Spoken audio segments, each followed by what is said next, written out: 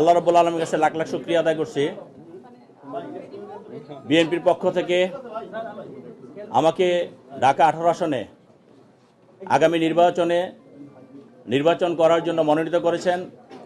সেই জন্য আল্লাহ রাব্বুল আলামিনের কাছে শুকরিয়া আদায় করছি এবং বিএনপির চেয়ারপারসন দেশনেত্রী বেগম খালেদা জিয়া, বিএনপির ভারপ্রাপ্ত চেয়ারম্যান জনাব তারেক রহমানের কাছে কৃতজ্ঞতা স্বীকার করছি।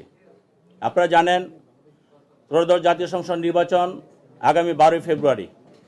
সেই নির্বাচনকে উপলক্ষ করে আমরা দীর্ঘদিন বিএনপির ভারপ্রাপ্ত চেয়ারম্যান জনাব তারেক রহমানের নেতৃত্বে যে একটি ফ্যাসিবাদ বিরোধী আন্দোলন করেছি, জনগণের ভোটাধিকার রক্ষা করার জন্য, জনগণের ভোটাধিকার আদায় করার জন্য, একটি মানবিক রাষ্ট্র গঠন করার জন্য আমরা যে টার্গেট নিয়ে আন্দোলন সংগ্রাম করেছি, প্রতিটি জিনিস প্রতিটি সময়ক্ষণ আমাদের সন্নিকটে। সেটা হলো আগামী 12 ফেব্রুয়ারি।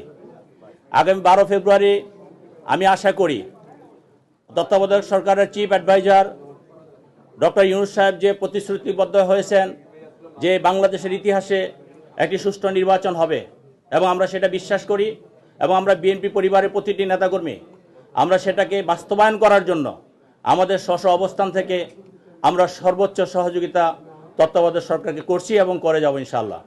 এবং নির্বাচনের বিধিনিষেধ যা আছে সব কিছু মেনেই আমরা আগামী 12 ফেব্রুয়ারি নির্বাচনে অংশগ্রহণ করতে যাচ্ছি।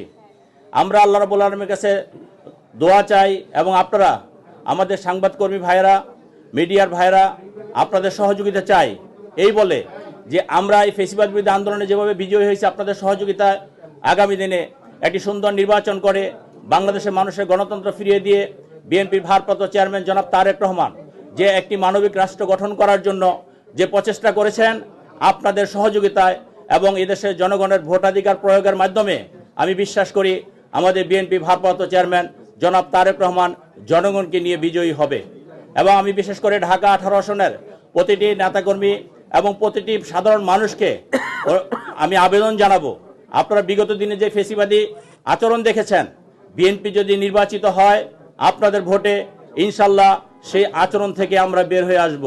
গত 17 বছর যে নির্যাতন, নিপীড়ন, জুলুম হয়েছে, সামাজিক অবক্ষয় হয়েছে, প্রতিটি ক্ষেত্রে আমরা সেক্টর ওয়াইজ সকলকে মিলে ঐক্যবদ্ধ করে সকলের মতামত নিয়ে ঢাকা 18 আসনকে বাংলাদেশের 300 আসনের মধ্যে একটি মডেল আসন হিসাবে আমরা গড়ে তুলব ইনশাল্লাহ, যদি আপনাদের সহযোগিতা পাই। আমি আশা করি আমাদেরকে সবাই আপনাদের সহযোগিতা করবেন, এবং আমি ব্যক্তিগতভাবে কোনো দুর্নীতির সাথে আপোষ করিনি অতীতে, আগামীতেও করব না।